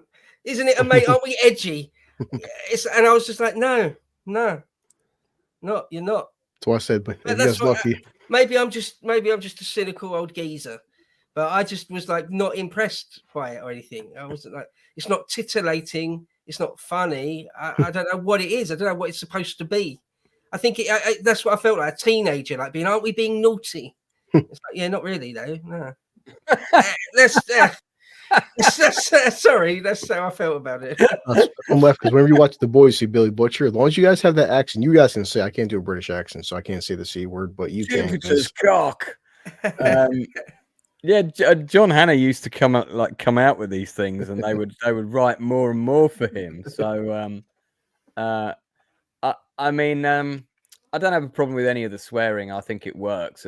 It's quite good. It's well used with the characters talking how they would to various different parties, shall we say. Yeah. The violence is fine, and there's plenty of it, including decapitations and dismemberments of every type you can think of. There's a particularly good shot in the prequel where half of someone's head comes flying off and ends right in front of the camera, and the eyes are still moving. That's a really well done shot. I mean, CG, but it's clever. But it's not a shot I'd seen before. So some of the violence is quite inventive, but watching the prequel miniseries today, because I wanted to have all the context for all the characters, I'm just amazed at the sheer physical demands of some of the battles. We've yet to see those in this season. The stuff we've seen so far is fairly basic, although the actors on that bridge, for example, there was no stuntmen there. They're all doing it themselves. So they put padding down where they could, as they said. But if they fell down, they were, likely to take a knock. And Andy took a lot of hits and a lot of heavy falls. And that's because he had to do, the most serious fighting, because it's very difficult to insert a stuntman into a scene with two people playing swords where they're not wearing much in the way of clothing. Look at shots like that. Got a helmet on. You're always getting hit in the face or hitting something, or he takes a lot of damage in these first 2 episodes. Yeah. So Leroy says, I like sex as much as the next guy, but I thought there was too much sex on it, both gay and straight. Yeah, well, there's plenty of both. That is very true. Yeah, I mean, I don't know. But I thought the show had balls. I mean, it has that too, literally. But it just, I did think it, because you feel like Rome of this time is quite a brutal place to live if you're on the lower rung of that ladder. And I felt that this was the first time. I didn't feel like I was getting a true depiction of historical things necessarily, but in terms of the class and the way the different classes of people treated people and the relationship between the slaves and how they were used, that I felt like, for me, it felt, I don't want to use the word accurate because that's not entirely what I'm saying, but it felt like it got me close to where the show wanted me to be as a viewer. I was invested in their reality that they had created. I felt this was a believable reality in this kind of show, which is hyper, it's a hyper sense of Rome, isn't it? Everything's a bit exaggerated, but yeah, I liked it. There were some shots later, but I'm only referring to the stuff in these 2 episodes at the moment. Yeah. I was like, oh, whoa, I don't know if I want to see that, but yeah, we'll get to those. Yeah, I Yeah, admit, Lance, like these sites. I mean, that's obviously like CG right there with the neck, and like it's so over exaggerated. At first, I wasn't liking it, but now rewatching it older, like you're saying to you and Bo, it's almost like it's like comic book. That's why if you look at it from like a comic yeah, book lens, it's supposed to be hyper super. It's not accurate. It's just like it's so like over the top. yeah, hyper realized it. If you buy into the aesthetic, you know, I mean, that's very obviously. Sorry, go back to that previous shot. You know, that's obviously a massive CGI plate with a foreground shot of your group of extras, your key extras, which they would multiply and put all around in that background plate and dress them up in 5 different ways and use the same 30 people again and again, and soon you've got an audience of 3,000 or whatever. But but once you know you're in that 300 aesthetic, the CGI is all fine. Yeah, I forgot that I was okay. I forgot about the CGI shots. I just thought, okay, I know where I am. Let's get on with the story. So this is the arena in Capua, and I think I'm not wrong, Bo, in saying that the Capua arena was a pretty big size, wasn't it? Yeah, Yeah. yeah, no, for sure. Yeah, Kepler I mean, was what's one it- of the biggest. It was one of the biggest cities in first century BC Yeah. Italy. So like Yeah. 10,000 people roughly. But are you whether guessing? it was, well, I don't know. That's difficult to say. I mean, I'm But just whether guessing. it was the size of what's depicted there, I wouldn't know. But I can tell you it was among the biggest in the Roman world. Yeah. Well, because I think the ruins of it are still there, are they not? The Yeah. amphitheater Yeah. of so I might Yeah. see No, if I've been there. It's still used as a venue. They still put on like Pavarotti or something. yeah. You go there. Yeah. I'll tell you what, Bo. Oh no, that- wait. I'm thinking of Verona. No, wait. I visited the one in Verona. I don't well, want to this get is this the wrong. one in. I This hate is the getting one things in. actually wrong. This is the one in Capua. There you go. Let's have a quick look. So it's pretty All big. right, there you go. Yeah, no, that is big. It's very big. And it's a similar kind of shape and size to this one. So I'd say Yeah. that's pretty accurate. Yeah. As you know, as accurate as it's going to be in this show. yeah. Plus, Stars didn't have the biggest budget back then either. Stars was No. compared to like HBO or Showtime, they weren't a big company. You've got, and there's quite a lot of pictures of it online if people want to go and check it out. I was going to say, I said, you know, History Bro, you should do these organized trips to Rome where you charge people to take them around the city and expand your knowledge of. You'd be a really interesting guy to walk around Rome with, and you'd be able to tell me all sorts. I have actually done. I've been to Rome loads of times in my life. Hmm. I can't remember 5 or 6 times, certainly 5 times, and a few times I've basically sort of done that for friends, close friends. I've sort of certainly walked a number of people around the Forum. I've certainly done that a few times. Yeah, it wouldn't be a bad living. You don't make all that much money doing that sort of thing, unfortunately. No, I've got a few friends that do it in Normandy, and yeah. it's just kind of like pocket money change, really. But Yeah. they do it for the love of it, really. Yeah. So anyone want to say anything else about I could do a mean tour of the British Museum. I've done that before. Oh, there you go. Can walk people around the British Museum with tell them exactly what they're looking at and what's not worth bothering with, and all that. Does sort of anybody thing. want to say anything else about the sex and violence before we head into our final section? I mean, for what it's going for, it's good. I mean, for that aesthetic, it's you know, it's really cool. No, I hear what you're saying. All right, let's kind of move into this last bit. They cheer for blood, and they shall have it. So there is a poll in the chat with 4 chosen lines from between these 2 episodes, so you can vote for one of those 4 if you want. I actually got this one, episode 2. But I mean, you know, when Lucretia and Batiatus are talking, all their dialogue is I love it. I just think that because she's so good at deflecting or undermining somebody and trying to make it sound like a compliment. And that's what I love about her, and that they do a lot more with that as the show goes on. But I think probably my favorite line between these two episodes, and it's not Jupiter's cock, although we'll get a bit more of that. There's a line between Salonius and Lucretia where she says, "Oh, Salonius, I was just marveling at your wares," and he looks her up and down and goes, "And I at yours." I thought, and so straight Episode one. away that told me everything I needed to know about Salonius's interest in Lucretia in that one line. Straight away, we know he's got the hots for her. The actor did almost nothing. He just kind of nodded like that. I love that actor. He's so good. Leroy doesn't like Lucretia because she's a manipulative woman, I'm guessing. Yeah.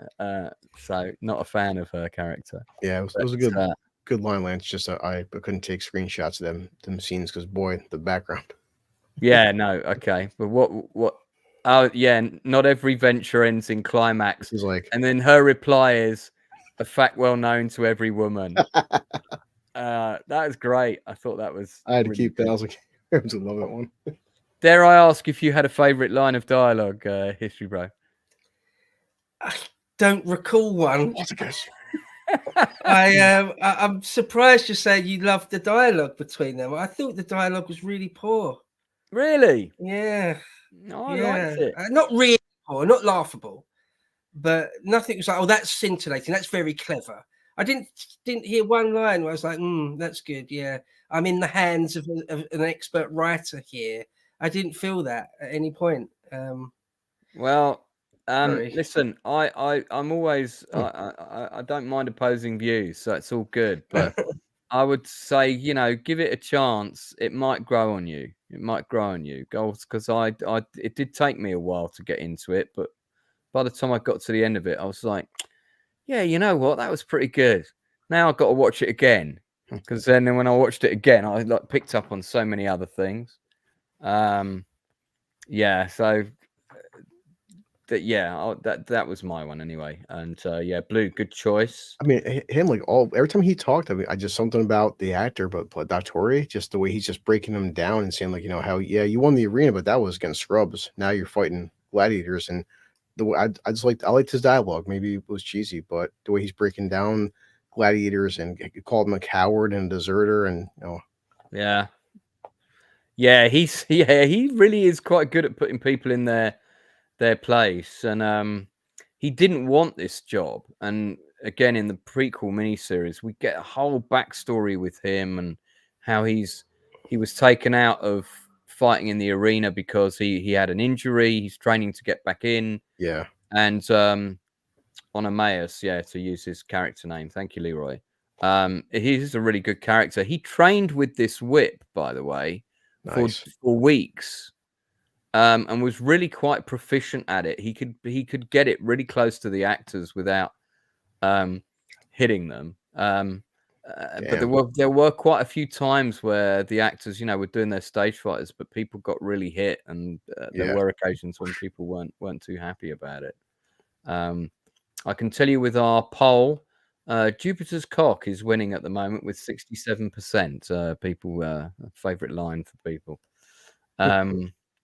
Yeah, so my favorite moment in the first two episodes is probably the scene here, the whole sacred ground Doctore, and the introduction of how it's going to be. For me, this scene really works and sets up a lot of stuff. I really liked it, and I love Peter Mensa as an actor. I think he's just fantastic. He's got amazing presence, perfectly cast in this role. And John Hannah as Badiatus setting up the whole, if you do well, you'll be rewarded. Yeah, that's probably my favorite scene. Blue, you got one? I'm trying to pull up in a second. Yeah, because it's between Doctori and Hannah's character, because he's like talking about these fighters are just really crappy, and he's like, I'll find a second, because he's like about your mother. He's like, you don't have a mother. You're like, I thought you were born to hell or something like that. I can find a line. While you're looking for it, I wonder if History Bro can tell us. This is one of the other mosaics that's around. Do you know this one? Yeah, that's one of the most famous mosaics in the world. That's of Alexander at the Battle of either Gaugamela or Issus. So on the left there, you can see Alexander, little dark-haired man on the left. So this would be Alexander the Great. And on the right, the guy in at the top on the right is meant to be the king of Persia, Darius. And so where does Alexander the Great come in the timeline of the Spartacus rebellion? So it's like, so Alexander's campaigns are like the 320s and the 330s BC. So the 330s BC largely. Right. So and this is 72 BC. So 250 years. Yeah, ago. 250 years away. 250 years previous. But Alexander is in the Roman world, in the ancient world after Alexander, he is the gold standard. He is sort of the greatest of warrior kings. So you can't beat Alexander for glory. What did you think of the movie that Oliver Stone did? And there's the Oliver Stone one. Yeah, there's quite a few different cuts of it. Terrible. Yeah, I'm not. They had Colin. What's his name? Colin Farrell. Colin Farrell played with an Irish accent. Are you kidding me? Yeah. Are you kidding me? No, I personally did feel he was miscast. I don't necessarily hate all historical TV and film that isn't accurate simply because it isn't accurate. For example, the film Troy they made with Brad Pitt, I think is brilliant. I really love it, and it's really inaccurate compared to what is said in the Iliad and stuff. Yeah, I've heard that, but I don't mind. I like it. But that Oliver Stone Alexander, I hated it. I absolutely hated it. Yeah, when I went to the cinema, because I am a big fan of Oliver Stone, but not that movie. And but when I came out, I was like, damn, man, that film felt like a bit of a mess. And then when you heard all the things that went on behind the scenes and the problems they had with the production, and I've seen, I think I own 2 or 3 different cuts of it. Jeez. And the definitive director's cut is marginally better, but it's not like the director's cut of Kingdom of Heaven, which is like almost a completely different movie. I'm sure you've seen that as well.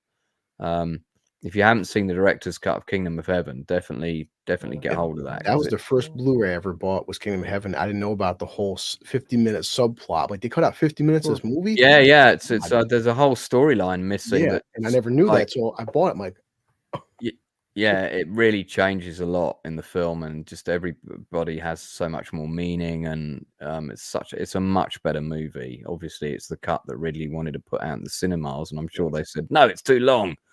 So he was forced to put out what he did. But I think we've done a detailed breakdown of that on my channel a long time ago. I did that with Matthew Holmes. I think we might have done that and Alexander together as a pair. the scene for you, Lance, between sorry. I love this dialogue. I don't know why. You have no mother. You were belts from the cunt of the underworld. That's why I favor you. It's such a badass line. I can tell from History Bro's reaction, it's not one of his favorite lines. So he said, "You have no." Again, mother. it feels like a 12-year-old who's discovered the word for the first time. To me. Super chat from RRTNZ says, to those about to stream, I salute you. Lance, I sent you a Facebook message about meeting some of the cast. Oh yeah, thank you for that. We are going to try and get some of the cast on. He mentioned he met Manu Bennett, and he was really cool. I saw that and said he was a really nice guy. Great to see Chris and History Bro. SPQR, see? So we're all about the history snippets here. Okay, well, we're coming to the end then. Ratings out of 10 overall for these I mean, listen. Okay, so let's rate them individually. I would actually give episode 1, probably about a 5 out of 10 because I felt episode 1 was very weak. It almost like in some ways you could have started the show with him arriving at the Ludus, and all of that could be told in flashback at a later date. But it does set up a lot of things that are important later, so I see why they did it. But it was very weak for me. Second episode, I really like. I give the second episode a solid 7.5 to 8 out of 10. So that's it for me. Blue, I'll leave History Bro till last. Yeah, episode 1, if you look at it, it has the 300 style, but it's basically a very rushed version of Gladiator. Because you have a slave, he's in the arena, he's supposed to be killed, they win the crowd. I mean, it's just a very condensed version of Gladiator. His wife is captured, and on top of like, he's not using his real name. He gets named Spartacus as much as Russell Crowe's called Gladiator, even though Maximus is his real name. But someone mentioned Gladiator. Yep. I mean, obviously, it's nowhere near as polished, but it's just a condensed version of that. So, and like I said, the first time watching it, I wasn't understanding what they were going for. I do now. So I'll give episode 1 like I'll say a good 6 out of 10. I mean, I can see where Bo would say there's probably a lot of historical inaccuracies, but I'm not going to watch a show expecting a documentary neither. No, but for what it is, like I found it very entertaining, but I could see why some people wouldn't like it for. Episode 2, I did find a lot better. I'd say like I give that probably a solid 8 because of Dottore, because they are showing these guys how rough the gladiator life is. Mind you, yes, they are definitely over buffed for that lifestyle, but you're starting to see the politics of like, because his wife is Lucy Lawless is constantly saying like, we're poor, we're broke, we're out of money, and we have to buy this guy, and he has to learn the fact that you did good against the Thracians, but like against these guys, you're nothing. You're worthless, and you gladiators are you guys are you're worse than scum. You have to earn the gladiator type. But I do like episode 2 a lot better, and I mean it's a pretty simplistic story, and I'm fine with it. History Pro, dare I ask you for your ratings? Just to say to Blue Collar, there, my criticism isn't necessarily that it's historically inaccurate necessarily. It's there isn't really hardly any real history in it, so it's not necessarily that. I give both episodes a 3 or a 4. It's not my cup of tea. If it that were may food, change. If it were food, it would be slop to me. Okay. Well, we'll see. I'm not totally convinced that it's not going to win you over yet. But I love that because I'm gonna remain positive that you might be right. This person says Bo's right. It's porn. Oh wait, that's this person. There we go. Leroy says that's bro, because I've met so many people who hate Troy, and like I actually like that movie. So it depends. Yeah, I mean, listen, and it's okay to have different opinions. Yeah. I mean, obviously not where the Acolyte's concerned. That's in a class all of its own. But no, it's okay. We don't all like the same stuff. That's fine. Well, plus, like I said, the first time I watched it, I didn't like it the first time, and something over time, I guess I viewed it differently on the second watch. But the first time watching it, I would have been on the same level as Bro when I first saw the show. Yeah, well, like I said, when I first heard about it and I saw some clips and stuff, I thought that's just a whole load of green screen. It all kind of looks a bit naff, and but when I started watching it, and and I was watching it with my then partner, we were both very into it and laughing at all the places they wanted us to laugh, and we just loved watching the back and forth with John Hannah and Lucy Lawless, and that stuff only gets better. So he definitely is right. We'll see. Maybe I will find it more engaging when we get when he gets to it. And he is right. The characters are pretty two-dimensional. I think I appreciate the storyline of Gladiator, of like Crixus, of what he represents, of the being the slavery. But he is right. So far in the first 2 episodes, none of the characters have any kind of depth. I'm not even going to debate you on that one. They're just like go from point A to point B. It's a simple revenge tale. I think Batiatus and his wife have got a bit, because they give them quite a lot to work with. You find out quite a bit about them, so they're quite complicated. but yeah, the rest of them thus far, it's a slow pace with the narrative with these characters. Yeah. That is deliberate, actually.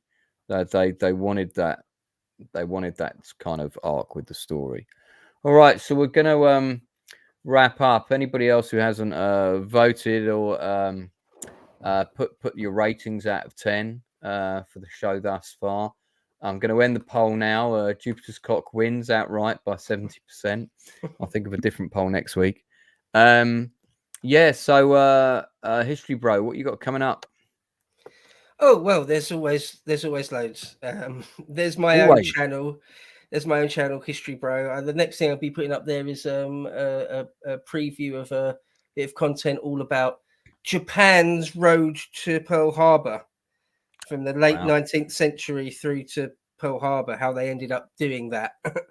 So that's my channel. Also on Lotus Eaters, podcast of Lotus Eaters. I'm on that a couple of times a week. I'm on it on Tuesday this week, so tune into that 1 p.m. Greenwich Mean Time. And also my own show on Lotus Eaters, Epochs, where, as I said, I'm going through all sorts of content about the actual death of the Roman Republic. So the last one that went up earlier today was part 1 of 2 parts about Cato the Younger. So next week will be part 2 about Cato, and in the subsequent weeks I'll be talking all about Pompey and Cicero, and then Caesar himself. I'm sure I'll have a 3, 4, 5 part series all about Caesar himself, but covering the first triumvirate and the civil wars of Caesar. You can also catch me on Twitter at Bodade, and on Thursdays I usually stream with Mr. H Reviews as well. So there's that. Fantastic. Actually, the link to your Twitter is already down below, and once you click on there, you'll be able to find all of those other links. Interesting that you mentioned the road to Pearl Harbor, because as you know, I did my super edit of Bridge Too Far recently. I'm going to do a super edit of Tora as well, and I'm going to edit in all the new effect shots from Pearl Harbor, which is about the only thing that's good about that terrible movie that they made in 2001. The Jerry Bruckheimer or Michael Bay film. Don't know if you saw it. Yeah, it was a terrible film. Yeah, that was really pretty poor. But the attack sequence is mostly well done, although I prefer the model work in Tora. So I want to just try and edit the attack sequence with all the different bits, see how that comes out. I think it's just a little side project I'm going to do. Blue, got anything you want to plug? I know you're on with me tomorrow for House of Dragon. Yeah, House Dragon, and then our final rewatch for July is going to be Red Dawn, the original Red Dawn, not the remake. Oh, mate, I really like that film. Actually, that's directed by Millis, isn't it? Is it John Millis? I'll look it up. It's been a while since I've watched it. That's why. Yeah, that film caused a big furore when it came out. It actually made the British news, History Bro. I don't know if you remember. I'm not sure what age you would have been. I think it dropped in 1984. I want to say. What? Sorry. Red Dawn. Red Dawn. All right. Do you know the movie we're talking about? Yeah, I know the movie. Yeah, I don't remember it being in the news. Yeah, it was because it caused a big stink politically when it came out. And I remember it made the main news. Why? I don't know if it was because it ITV humanizes the Russians or something. Yeah, well, I mean, I don't know that was I think the Russians were upset, and that was the story, that the Russians were upset that this film had come out, and it had, wasn't doing much for kind of the Cold War relations, which were at their height at the time. I've actually got the most expensive vinyl record I've ever bought. Is the soundtrack to that movie, and it was only available on import, and it was quite a few pounds. So it was about like 60 quid or something. That was the only way I could get it at the time. But yeah, that's it's very jingoistic and a whole lot of nonsense. But I'm looking now, Lance. So many people are just even 2 years ago, Red Dawn didn't age well. It's such a alt-right, conservative, horrible film and propaganda, blah blah. It's it's a fictional. story. Yeah, it's just a It's a good fictional, story. fun sort of Yeah, It's an action all right adventure film. romp. Yeah, it's all right. Yeah, I rewatched it about 2 years ago. It's an all right film. Yeah, I think it's fine. You know, Yeah. it's I mean, it is what it is, isn't it? It's Yeah, and it's not really, when you think about what's going on in the world today, it's really not it's not that far away from reality, is it?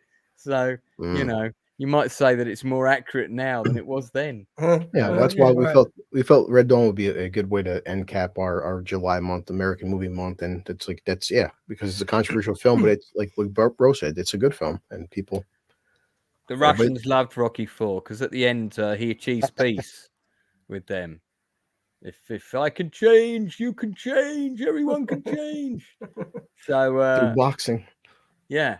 On that note, I'd like to thank Blue Collar Inside Man, who had to leave early due to personal issues, and of course History Bro. And actually, the bit that I look forward to about this stream the most, Bo, although I do like talking about shows I like, is just this amazing knowledge that you bring.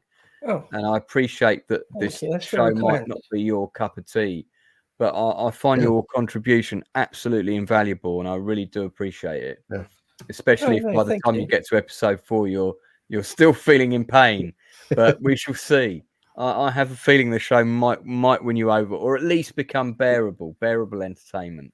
As we see, that's all of us love this. We're broken. He can give it a 2 or 3 out of 10, but we still have fun talking about it. And I can understand why some people, this is not their cup of tea, but we're not. We're all friends. None of us hate each other. I don't think less of him because he doesn't like the show. Or I'm not that petty. I don't know. Have you watched the new Amazon one yet? For those about to die. That's mainly about the chariot races with Anthony Hopkins. I've seen trailers. And I'm interested, but I haven't seen it yet. I didn't think it was out yet. I mean, no, it's out. It's all out. I've watched the whole thing. We talked about it. We talked about it on the Nielsen ratings last Tuesday. I'll give it a 6 out of 10 because it's clear that they spent most of the CGI budget on the chariot races, but not on any of the rest of the shots in the film. So the CGI varies from wow, that looks really realistic, to that's like a cartoon boat going along a river. So it's a mixed bag. It's a mixed bag, but I think you'll probably like it though. You'll certainly like the chariot races in it. The acting is a mixed bag. The dialogue's a mixed bag, but it's entertaining. It's entertaining. So I'll certainly give it a go at some point. Yeah, I would. I think it'll be up your street. Thanks for everyone in the chat for leaving your comments. Thanks for the super chat as well, RRT and Z. We'll be back next week at the same time, all being well. And look forward to seeing you again then. Don't forget, the big news, by the way, is, of course, I've booked Gail Ann Hurd to come on the channel, producer of Terminator, Terminator 2, and Aliens, among others, and also the entire Walking Dead franchise. She's coming on the 25th of September for an hour. So that's going to be absolutely fantastic. I can't even tell you how much that means to me to have one of the most amazing producers in Hollywood history come on the channel. It's going to be absolutely fantastic. I've got a couple of other great interviews also coming up in the next couple of weeks. Lawrence Monason, who's an actor that's been around ever since he did Mask with Cher, and way back when. He's done a couple of the Star Trek franchises and a whole host of other work. So he's coming on. And then I've got director Neil Marshall, who did The Descent, did Centurion, which is another Roman film that would be a good one to talk about at some point. I'm certainly going to be asking him a lot of questions about that. So do check out all of that other content. Do like and subscribe if you haven't done before. Spread the word about the channel, help it grow. And we'll see you all again real soon.